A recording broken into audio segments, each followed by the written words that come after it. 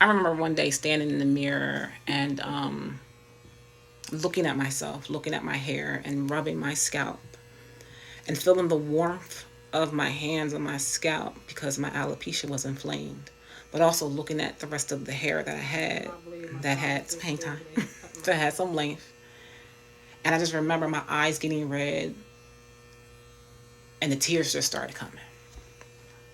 Because I was sitting there looking at myself, just the alopecia was getting wider and wider and wider. And I really was questioning my own beauty. If you're someone with alopecia, let me in the comment section if you experienced this. And for years, I allowed my hair to define me. My whole childhood, for some odd reason, I always remember people talking about me and my sister's hair. And then it's the weirdest thing because that's one of my main memories as a child. And here I am looking in my mirror decades later, looking at it gone, and just thinking to myself, man, like, when did this happen? Just all of a sudden.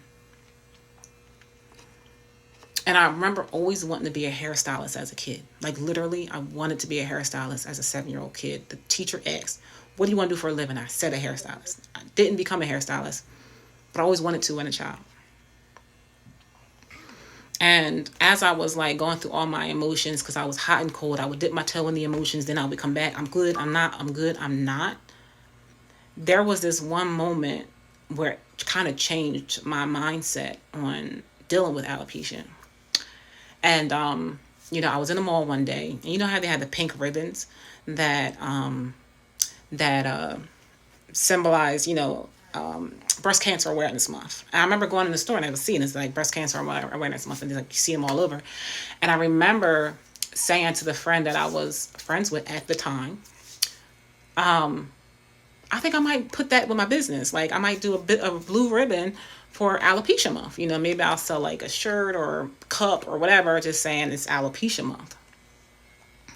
And I remember her saying to me, you don't die from alopecia, Shamika. And she said it just as nasty and insensitive.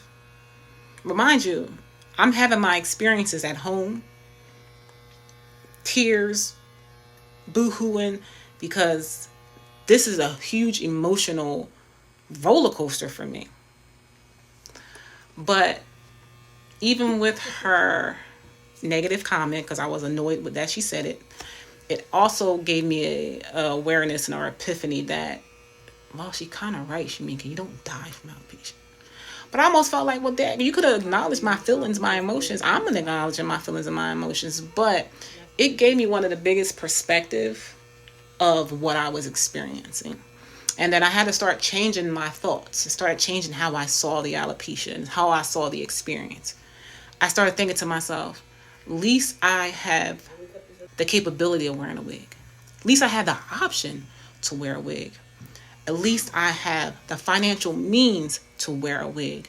At least I have the financial means to wear a quality wig, because that does matter, right?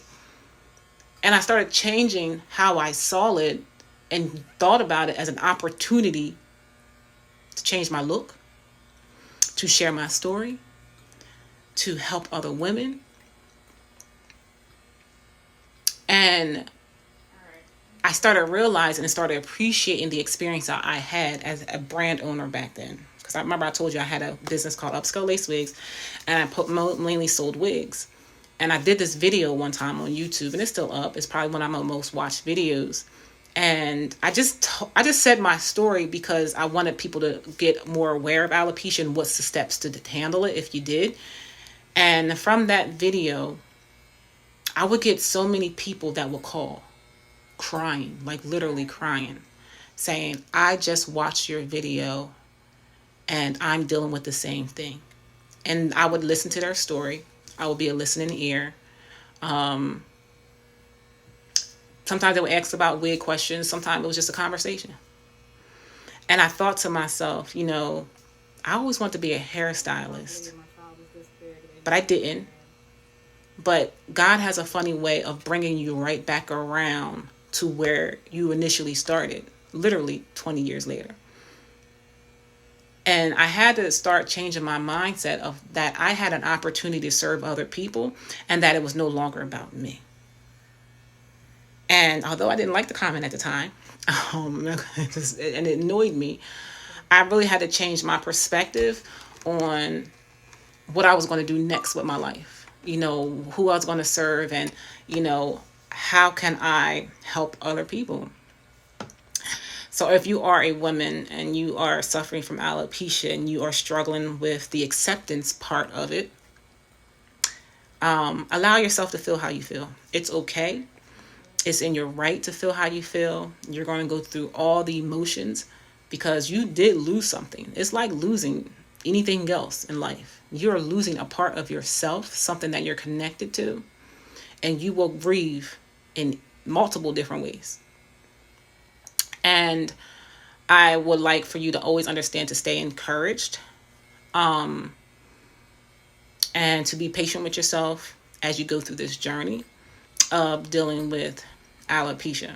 And, the other thing is, I would love for someone to comment and let me know when was their aha moment where they said, you know what, I'm going to accept this experience. I'm going to accept what I have going on, and I'm going to move forward. And I am beautiful, and I am who I am. And I'm still just as beautiful with or without the hair, with or without the wig, because this is how God made me. I just wanted to share with you guys that thought because I was annoyed and aggravated at the time when somebody said that to me. But the reality of it is, you do lose something, although it's not your health, which we are very, very thankful. I'm extremely thankful for that. It's not something that's terminal. But I would love for other people to share their story and to just express how they were able to deal with it, and how they were able to start moving forward from past the initial part of just knowing that I had alopecia. And I didn't introduce myself. You guys, my name is Shamika Jackson. I'm the founder of Cafune and More Hair. I help save women time. I help avoid frustration by providing a 4-step lace wig system for you to install your wigs safely and securely in a shorter amount of time. And I also customize wigs for women who are suffering from alopecia. And I would love for you to share your story. I would love for you to follow, subscribe, click the notification buttons, as we embark on the next steps of our lace wig journey, of our alopecia journey. I would love to hear from you as well. And hopefully these are words that will help someone else as they are experiencing their alopecia journey, that it just doesn't start there. It's not how you start, it's how you finish. And I'll talk to y'all later. Peace.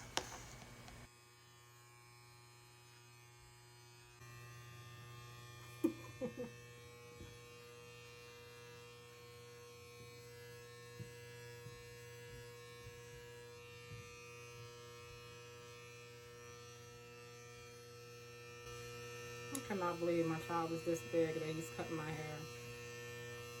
That's crazy.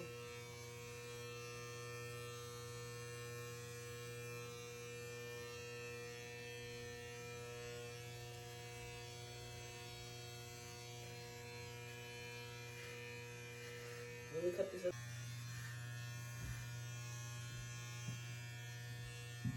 Ow! Just kidding. You know.